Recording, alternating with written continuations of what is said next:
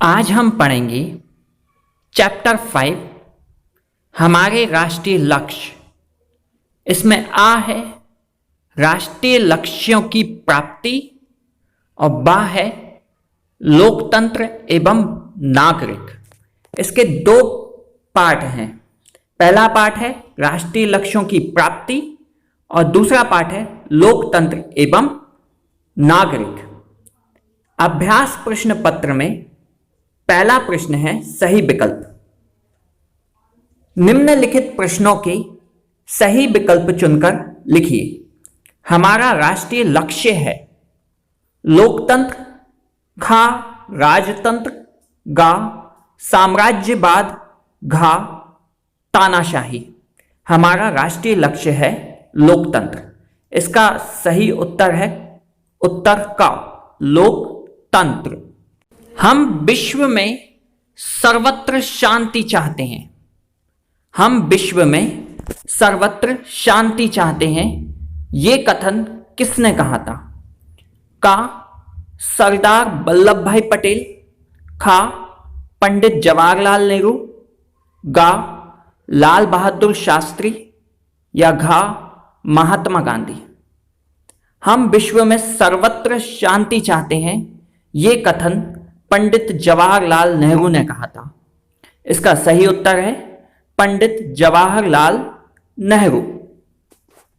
अगला विकल्प है निशस्त्रीकरण। निशस्त्रीकरण क्यों आवश्यक है?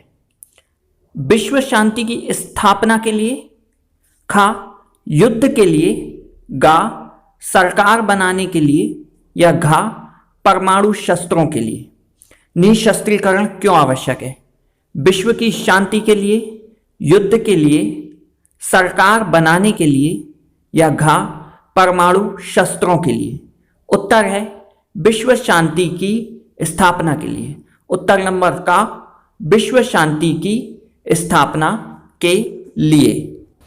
जाति व धर्म के आधार पर मतदान लोकतंत्र को का शक्तिशाली बनाता है, खा कमजोर बनाता है, गा हमारे अधिकार सुरक्षित करता है या घा उपरोक्त तीनों।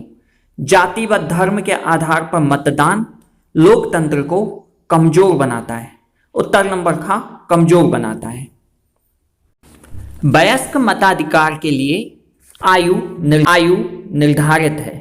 का 14 वर्ष, खा 18 वर्ष, गा 21 वर्ष या घा 25 वर्ष। वयस्क मताधिकार के लिए आयु निर्धारित है 14 वर्ष, 18 वर्ष, 21 वर्ष या 25 वर्ष। तो वयस्क मताधिकार के लिए आयु कितनी निर्धारित है? उत्तर है खा 18 वर्ष। इसका सही उत्तर है खा 18 वर्ष। अगला क्वेश्चन है रिक्त स्थानों की पूर्ति कीजिए। पहला ब्लैंक मौलिक अधिकारों की व्यवस्था की गई है। संविधान में कुल कितने मौलिक अधिकारों की व्यवस्था की गई है? इसका उत्तर है 6। संविधान में 6 मौलिक अधिकारों की व्यवस्था की गई है। सेकंड है लोकतंत्र ब्लैंक का शासन होता है। तो लोकतंत्र जनता का शासन होता है। आंसर आएगा जनता। पहले का उत्तर है 6, दूसरे का उत्तर है जनता। तीसरा है पंथ निरपेक्षता में ब्लैंक की स्वतंत्रता रहती है। पंथ निरपेक्षता में ब्लैंक की स्वतंत्रता रहती है अपने पंथ और उपासना की। पंथ निरपेक्षता में अपने पंथ और उपासना की स्वतंत्रता रहती है। ब्लैंक में आएगा अपने पंथ और स्वतंत्रता।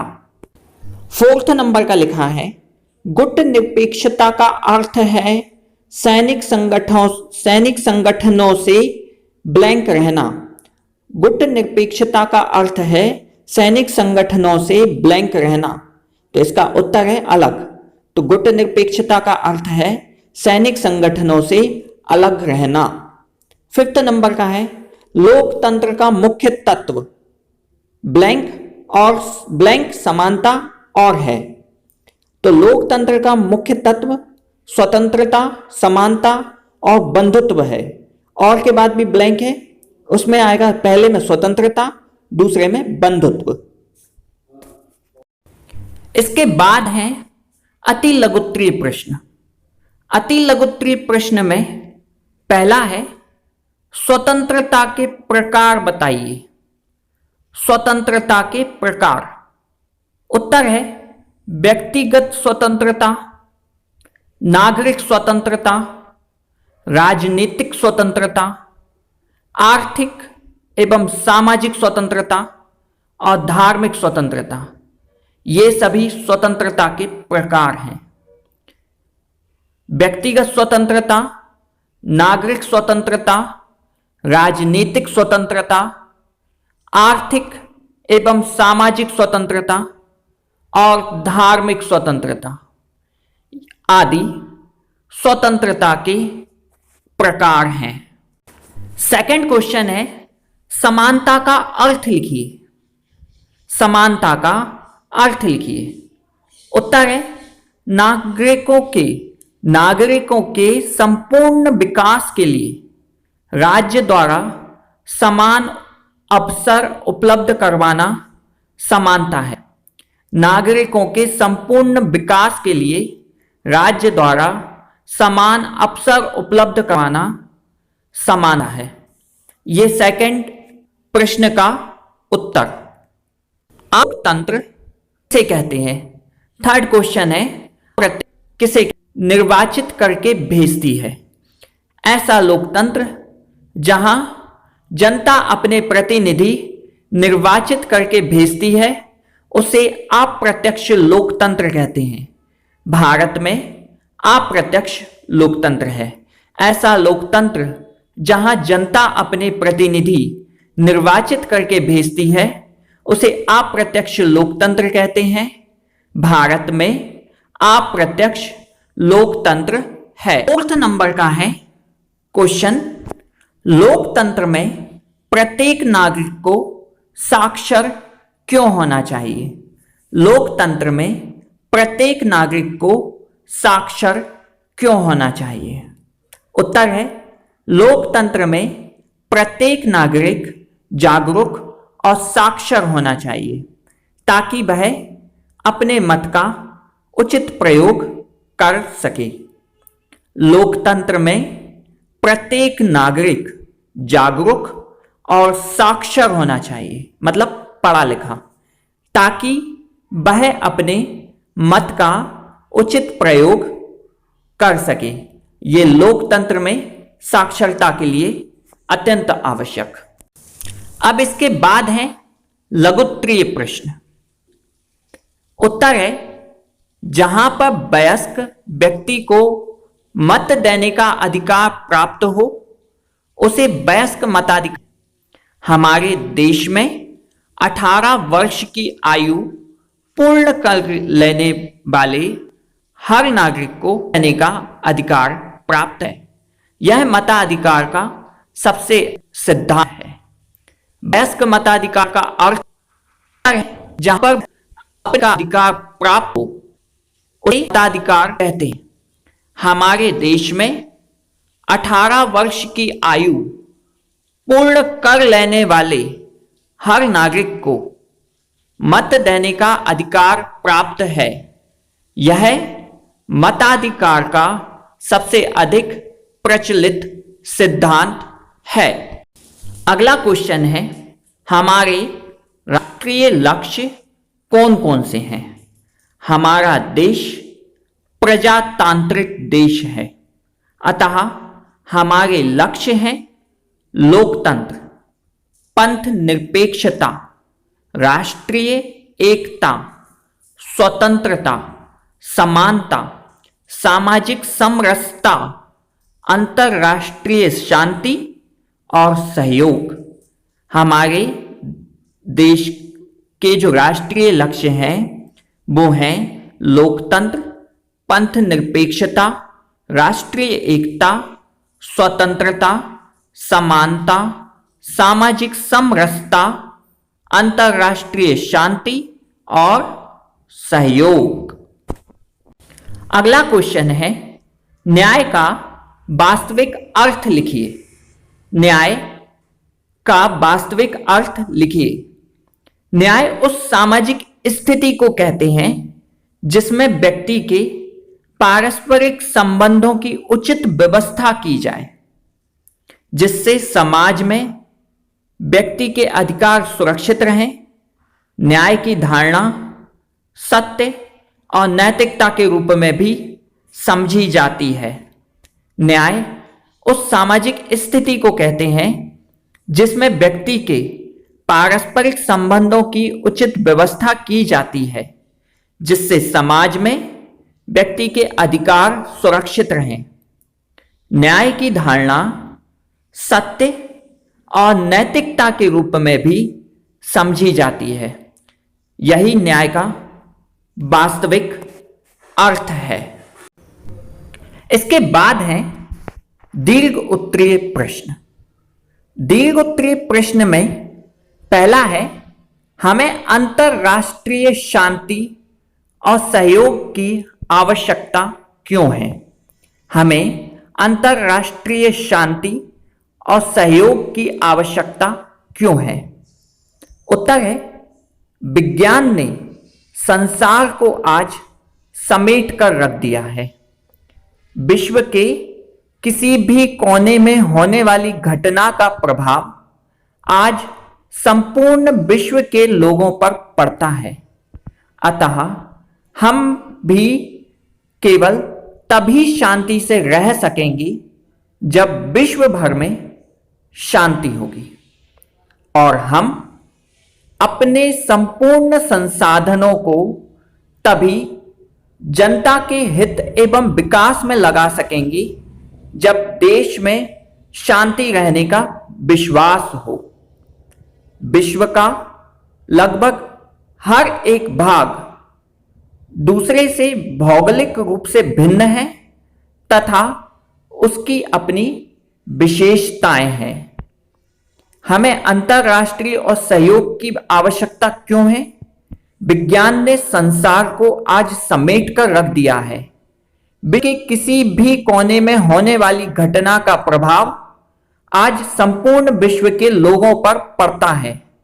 अतः हम भी केवल तभी शांति से रह सकेंगे जब विश्व भर में शांति होगी और हम अपने संपूर्ण संसाधनों को तभी जनता के हित एवं विकास में लगा सकेंगे जब देश में शांति रहने का विश्वास हो। विश्व का लगभग हर एक भाग दूसरे से भौगोलिक रूप से भिन्न है तथा उसकी अपनी विशेषताएं हैं। इसके आगे है, अतः विश्व के प्रायः सभी देशों को अपनी आवश्यकताएं पूरी करने के लिए किसी न किसी तरह एक दूसरे पर निर्भर करना पड़ता है और इस प्रकार हम आपसी सहयोग द्वारा ही अपने जीवन का लाभ उठा पाते हैं। अतः विश्व के प्रायः सभी देशों को अपनी आवश्यकताएं पूरी करने के लिए किसी न किसी तरह एक दूसरे पर निर्भर करना पड़ता है। इस प्रकार हम आपसी सहयोग द्वारा ही अपने जीवन का आनंद उठा सकते हैं। सेकंड क्वेश्चन है, लोकतंत्र की सफलता के लिए आवश्यक शर्तें कौन सी हैं? लोकतंत्र की सफलता के लिए आवश्यक शर्तें कौन सी हैं? तो लोकतंत्र की सफलता निम्नलिखित बातों पर निर्भर करती है, जिसमें पहला पॉइंट है शिक्षित जनता। लोकतंत्र में जन सामान्य राजनीतिक प्रक्रिया में सहभागी रहता है। जब तक जन सामान्य राजनीतिक प्रश्नों को भली भांति नहीं समझेगा तब तक उसकी सहभागिता ना तो प्रभावशाली होगी और ना अर्थपूर्ण रहेगी। इसके लिए जनता का शिक्षित होना बहुत आवश्यक है। अतः जनता का शिक्षित होना लोकतंत्र की पहली सफलता है। शिक्षित जनता। लोकतंत्र में जन सामान्य राजनीतिक प्रक्रिया में सहभागी रहता है। जब तक जन सामान्य राजनीतिक प्रश्नों को भली भांति नहीं समझेगा, तब तक उसकी सफलता ना तो प्रभावशाली होगी, उसकी सहभागिता ना तो प्रभावशाली होगी और ना अर्थपूर्ण रहेगी। इसके लिए जनता का शिक्षित होना बहुत आवश्यक है। अतः जनता का शिक्षित होना लोकतंत्र की पहली सफलता है। सेकंड पॉइंट है राजनीतिक जागरूकता। लोकतंत्र में नागरिकों में राजनीतिक प्रश्नों और मुद्दों की जानकारी होनी चाहिए और उन मुद्दों पर राजनीतिक दृष्टि से विचार करने की क्षमता होनी चाहिए। नागरिकों की विवेकशीलता के अभाव में प्रजातंत्र भीड़ तंत्र में बदल जाता है। लोकतंत्र में नागरिकों में राजनीतिक प्रश्नों और मुद्दों की जानकारी होनी चाहिए तथा उन मुद्दों पर राजनीतिक दृष्टि से विचार करने की क्षमता होनी चाहिए। नागरिकों की विवेकशीलता के अभाव में प्रजातंत्र भीड़ तंत्र में बदल जाता है। इसी का थर्ड पॉइंट है स्वतंत्र प्रेस। स्वतंत्र प्रेस लोकतंत्र की सफलता के लिए स्वतंत्र नागरिकों की स्वतंत्रता का सरकार द्वारा अतिक्रमण ना हो, इसके लिए स्वतंत्र प्रेस का होना अनिवार्य है। स्वतंत्र प्रेस सरकार के दबाव में आए बिना जनता की मांगों को सरकार के सामने रखती है। अतः प्रेस को प्रजातंत्र का चौथा स्तंभ कहा गया है। लोकतंत्र की सफलता के लिए स्वतंत्र प्रेस का होना आवश्यक है। नागरिकों की स्वतंत्रता का सरकार द्वारा अतिक्रमण ना हो, इसके लिए स्वतंत्र प्रेस का होना अनिवार्य है। स्वतंत्र प्रेस सरकार के दबाव में आए बिना जनता की मांगों को सरकार के सामने रखती है। अतः स्वतंत्र प्रेस को प्रजातंत्र का चौथा स्तंभ कहा गया है। इसका अंतिम पॉइंट है सामाजिक और आर्थिक समानता। समाज में जब तक ऊंच नीच, गरीब अमीर, छुआछूत आदि के भेदभाव रहेंगे, लोकतंत्र अच्छी तरह से कार्य नहीं कर सकता। इसी प्रकार धनिकों का धन, गरीबों की गरीबी लोकतंत्र को नष्ट कर देगी। अतः लोकतंत्र की सफलता के लिए सामाजिक और आर्थिक समानता आवश्यक है। समाज में जब तक ऊंच नीच, गरीब अमीर और छुआछूत आदि के भेदभाव बने रहेंगे, लोकतंत्र अच्छी तरह से कार्य नहीं कर पाएगा या नहीं कर सकता। इसी प्रकार धनिकों का धन, गरीबों की गरीबी लोकतंत्र को नष्ट कर देगी। अतः लोकतंत्र की सफलता के लिए सामाजिक और आर्थिक समानता आवश्यक है।